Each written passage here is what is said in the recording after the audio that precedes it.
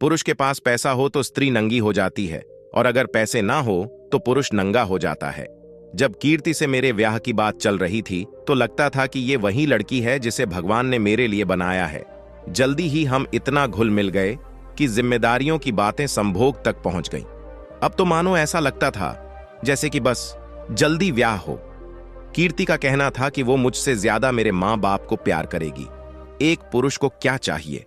ऐसी लड़की जो उसे जी भर संभोग सुख दे, उसका और उसके माँ बाप का ध्यान रख सके। हमारा विवाह होता और हमारे बीच सब अच्छा चलता है। ब्याह के बाद ही पता चला कि जिस चीज को करने की पुरुष को इतनी जल्दी होती है, उससे कहीं ज्यादा तड़प एक स्त्री में होती है।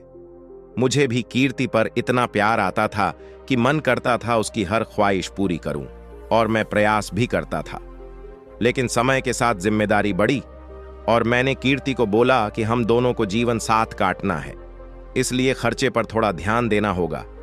इसे सुन के उसने तुरंत बोला कि अब क्या कटौती करनी है, ऑलरेडी मन मार कर रहती हूं। मैंने मन में सोच कि मैं तो इसकी हर ख्वाहिश पूरी करता हूं, फिर ये ऐसे कैसे बोल सकती है कि मन मार के रहती हूं। मैंने बोला, आखिर क्या कमी है जो तुम बोल रही हो, मन मार के रहती हो।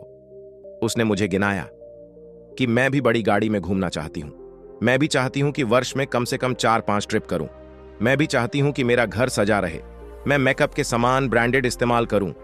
मैंने बोला, खुद ही 3000 की लिपस्टिक लगती हो, 5000 का पाउडर, और क्या चाहिए? जवाब में उसने ऐसी बात बोली मानो एहसान गिना रही हो, कि किसी चीज की डिमांड नहीं करती है, और मुझे खुद पर आत्मग्लानि होने लगी कि मेरी पत्नी की ख्वाहिश में पूरा नहीं कर पा रहा। मैंने दोबारा बात नहीं की इस बारे में, और साइड में भी 2-3 काम करना शुरू किया जिससे एडिशनल अर्निंग हो जाए। तभी उसका बर्थडे आने वाला था। उसने एक ड्रेस पसंद की थी दुकान पर, जिसकी के 12,000 थी। मैं ऑफिस से आता हूं और वो मुझे गले लगाती है, पानी देती है और बोलती है, पैसे दे दो, जाके ड्रेस ले लूं।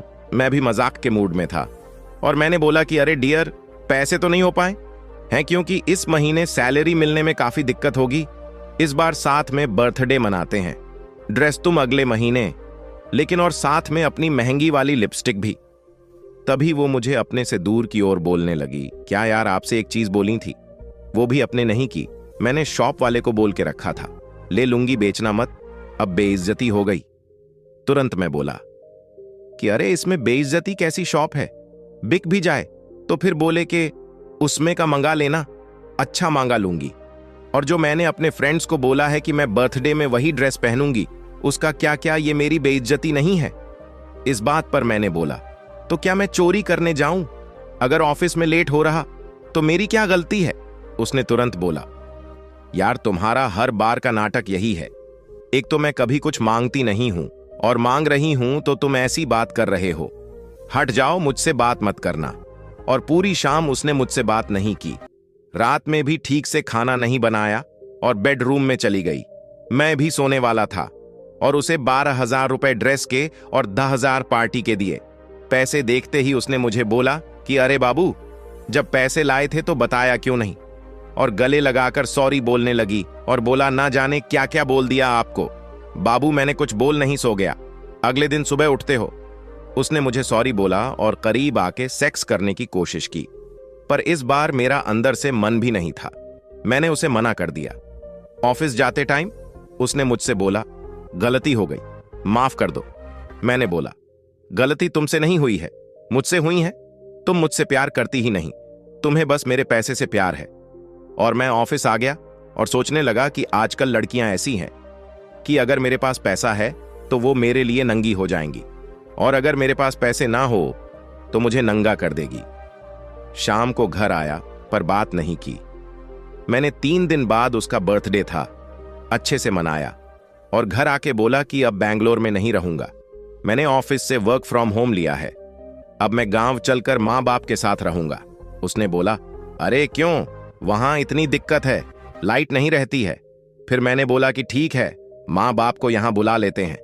इस पर जवाब आया कि अरे वो यहां आएंगे तो उनका मन नहीं लगेगा, बड़ी बड़ी बंद बिल्डिंग ने गांव के खुले मौसम में रहने वाले कहां रह पाएंगे। मैंने बोला, बस इसीलिए उनके पास जाना क्यों कि वो मुझसे बिना किसी कंडीशन के प्यार करते हैं, मेरे पैसे पर तुमसे पहले उनका अधिकार है।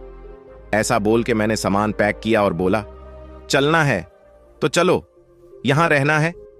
तो यहां रहो। उसने चलने को मना कर दिया। मैंने भी उसे वहीं छोड़ के घर आ गया। घर आके ने पापा और मां को बात बताई तो उन्होंने मुझे ही गलत समझा, पर मैं सच्चाई जनता था। उसे बुलाया, पर वो नहीं आई। कुछ दिन मैं पैसे भेजता था, लेकिन 4 महीने बाद जब उसने एक बार ये भी बोला कि उसे भी साथ आके रहना है, तो मैंने भी पैसे देने बंद कर दिए। जैसे ही पैसे बंद हुए, उसका असली चेहरा सामने आया। उसने मेरे ऊपर होकेस किया कि ब्याह के बाद भी पत्नी को शारीरिक सुख देने में समर्थ नहीं हूं, इसलिए उसे तलाक चाहिए। और बदले में हर महीने एक फिक्स धनराशि कोर्ट में। जब मैंने अपनी बात रखी कि ये मुझसे नहीं सिर्फ मेरे पैसे से प्यार करती थी और ये मेरे माँ बाप के साथ नहीं रहना चाहती थी, तो पता चला ऐसा तो कोई कानून नहीं है जिसमें लड़की माँ बाप की सेवा करना जरूरी हो। मैं कैसे हार गया, और आज भी हर महीने 4,000 उसे देता हूं और अपने माँ बाप के साथ गांव में रहता हूं। मुझे एक बात पता चली, बहुत खुश मुनासिब होते हैं वो लोग जिनको प्रेम करने वाली पत्नी मिलती है, क्योंकि आज के समय में सिर्फ 2 लोग ही हैं जो बिना किसी स्वार्थ के आपसे प्रेम करते हैं और बदले में किसी चीज की उम्मीद नहीं रखते। वो हैं हमारे माता पिता। एक बार गांव की कम सुंदर दिखने वाली लड़की से ब्याह कर लो, पर शहर की सुंदर लड़कियों से करने से पहले 10 बार सोचना।